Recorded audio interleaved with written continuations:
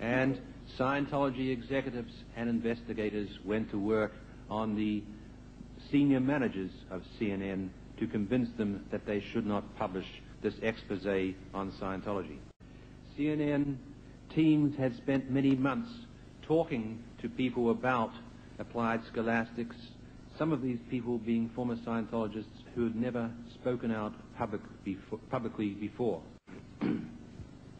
In doing so, they put their lives at great risk because Scientology would react through investigators to disturb and destroy their personal and business relationships. And so they were betrayed and put at risk when Scientology operatives managed to convince CNN to cancel this expose which I've described. So even through applied scholastics and ABLE in America, Scientology seeks to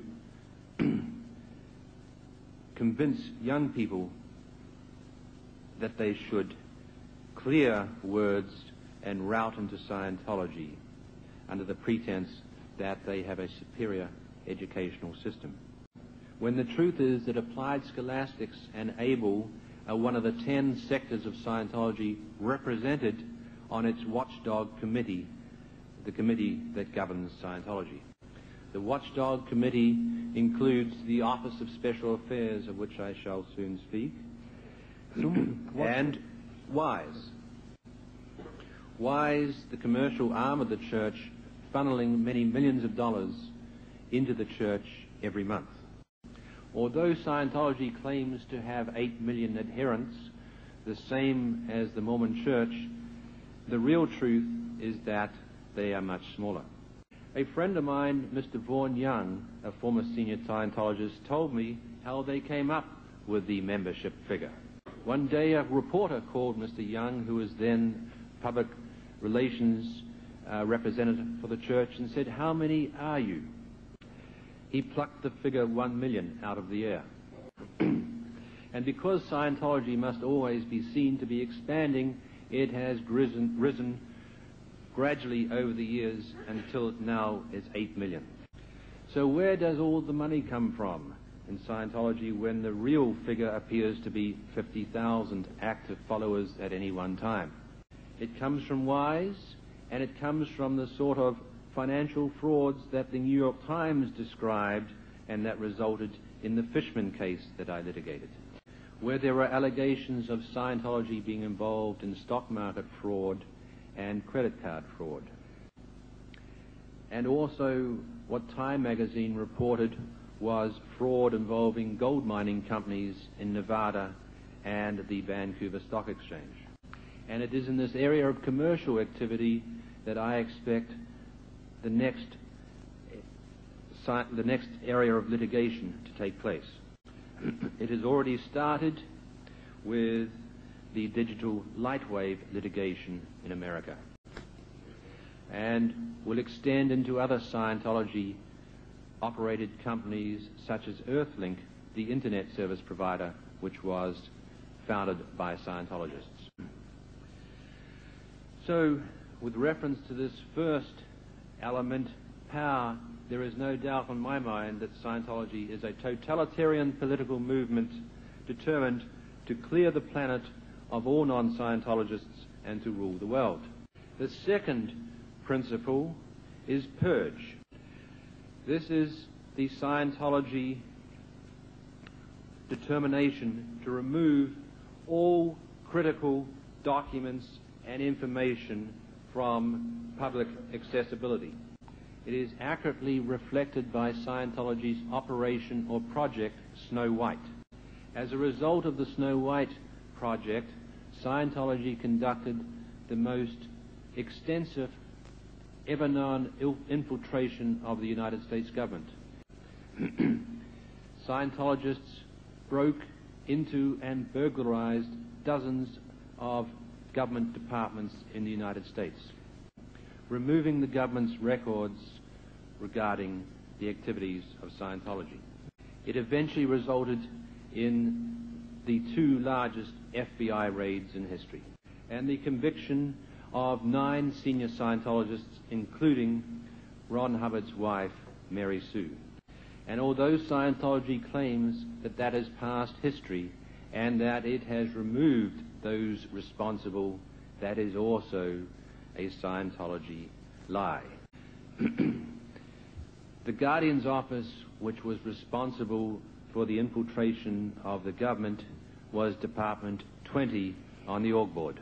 All Scientology did was rename the Guardian's Office the Office of Special Affairs, or OSA. And many of the old Guardian's Office personnel continue to work for Scientology. And the hat pack or job description of the president of the Church of Scientology International, Heber Jensch, contains many of the old Guardian's Office orders, not even reprinted on OSA letterhead. So also, at least in 1991, did the intelligence officer's job description. In 1991, the intelligence officer's job description also included many of the old Guardian's Office orders, such as how to break and enter buildings and engage in other criminal conduct.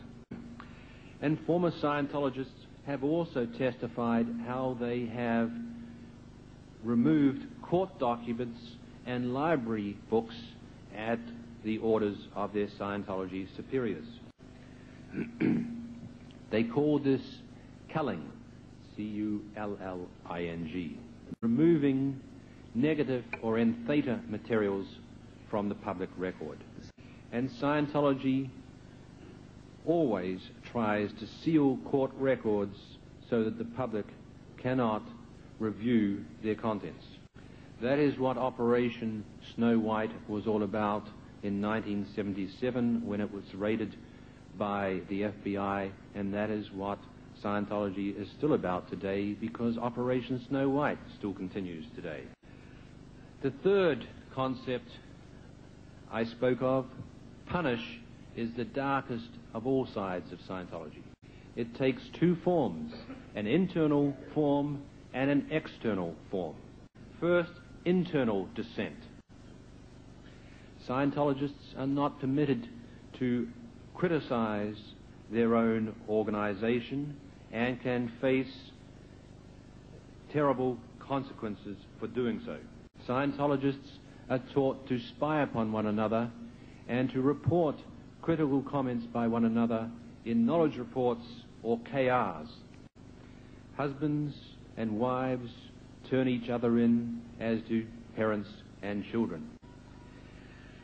Sec checks or security checks are conducted with the E-meter, a primitive form of lie detector, a cheap device that is sold for sometimes as much as $37,000.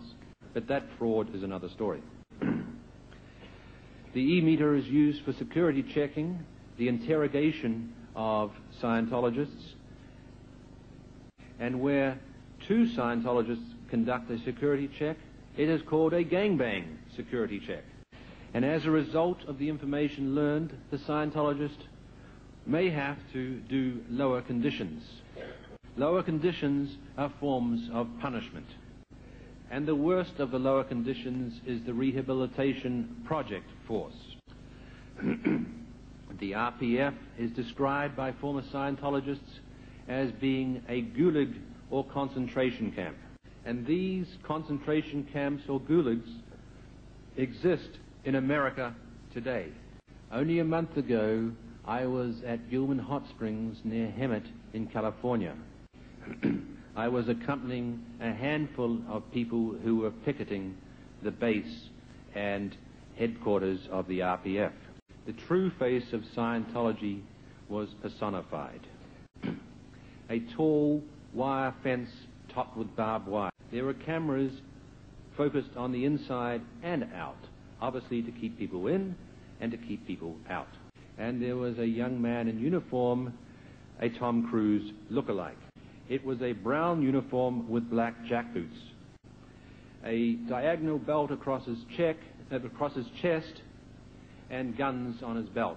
And he was standing guard beside the barbed wire fence.